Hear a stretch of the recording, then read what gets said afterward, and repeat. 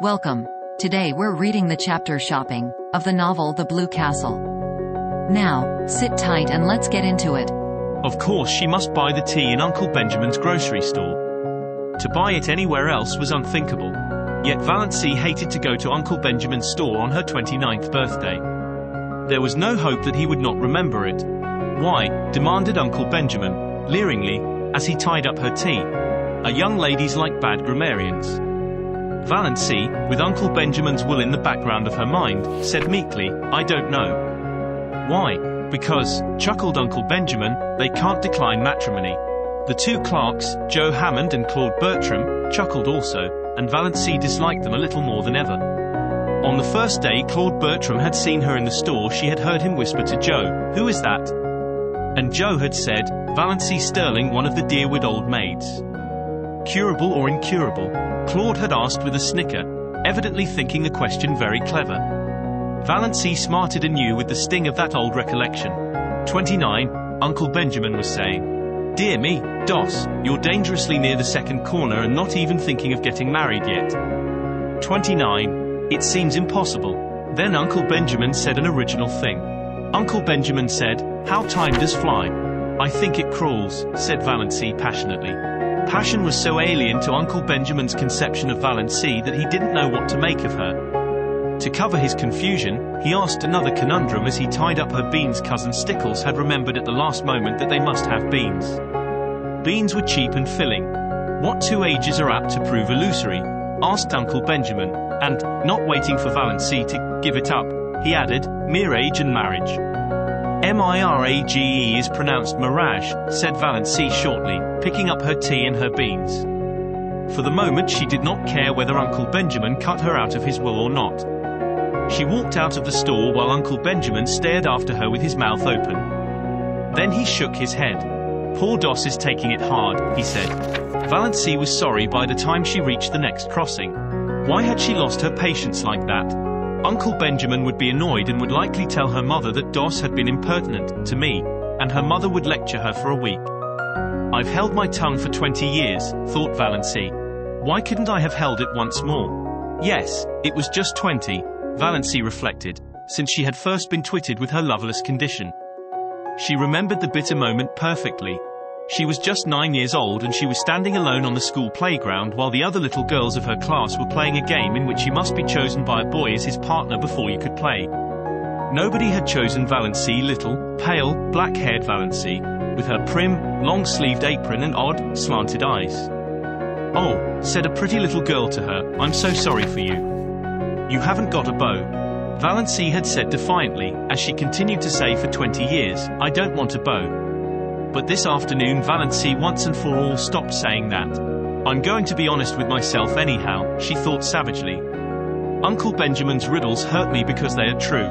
I do want to be married. I want a house of my own, I want a husband of my own, I want sweet, little fat babies of my own. Valancy stopped suddenly aghast at her own recklessness.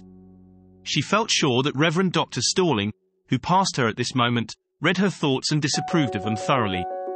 Valancy was afraid of Dr. Sterling, had been afraid of him ever since the Sunday, 23 years before, when he had first come to St. Albans. Valancy had been too late for Sunday school that day and she had gone into the church timidly and sat in their pew.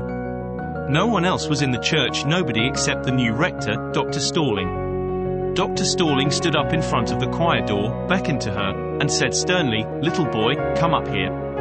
Valancy had stared around her. There was no little boy, there was no one in all the huge church but herself. This strange man with the blue glasses couldn't mean her. She was not a boy. Little boy, repeated Dr. Sterling, more sternly still, shaking his forefinger fiercely at her, come up here at once. Valancy arose as if hypnotized and walked up the aisle. She was too terrified to do anything else. What dreadful thing was going to happen to her? What had happened to her? Had she actually turned into a boy? She came to a stop in front of Dr. Sterling. Dr. Sterling shook his forefinger, such a long, knuckly forefinger, at her and said, little boy, take off your hat. Valancy took off her hat. She had a scrawny little pigtail hanging down her back, but Dr. Sterling was short-sighted and did not perceive it. Little boy, go back to your seat and always take off your hat in church. Remember, Valency went back to her seat carrying her hat like an automaton. Presently her mother came in. "Dos," said Mrs. Sterling, "what do you mean by taking off your hat?" "Put it on instantly." Valency put it on instantly. She was cold with fear lest Dr. Sterling should immediately summon her up front again. She would have to go. Of course it never occurred to her that one could disobey the rector and the church was full of people now. Oh, what would she do if that horrible, stabbing forefinger were shaken at her again before all those people? Valency sat through the whole service in an agony of dread and was sick for a week afterwards. Nobody knew why Mrs. Frederick again bemoaned herself of her delicate child. Dr. Sterling found out his mistake and laughed over it to Valency, who did not laugh. She never got over her dread of Dr. Sterling. And now to be caught by him on the street corner, thinking such things.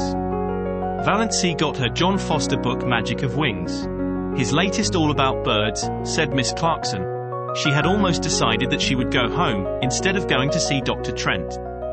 Her courage had failed her. She was afraid of offending Uncle James, afraid of angering her mother, afraid of facing gruff, shaggy-browed old Dr. Trent, who would probably tell her, as he had told Cousin Gladys, that her trouble was entirely imaginary and that she only had it because she liked to have it. No, she would not go. She would get a bottle of Redfern's purple pills instead. Redfern's purple pills were the standard medicine of the Sterling clan. Had they not cured second cousin Geraldine when 5 doctors had given her up? Valency always felt very skeptical concerning the virtues of the purple pills, but there might be something in them, and it was easier to take them than to face Dr. Trent alone. She would glance over the magazines in the reading room a few minutes and then go home. Valency tried to read a story, but it made her furious. On every page was a picture of the heroine surrounded by adoring men. And here was she, Valency Sterling, who could not get a solitary beau. Valency slammed the magazine shut. She opened Magic of Wings. Her eyes fell on the paragraph that changed her life. "Fear is the original sin," wrote John Foster. "Almost all the evil in the world has its origin in the fact that someone is afraid of something. It is a cold, slimy serpent coiling about you. It is horrible to live with fear, and it is of all things degrading." Valency shut Magic of Wings and stood up. She would go and see Dr. Trent. Did you enjoy today's chapter of The Blue Castle? Why not subscribe and ring the bell?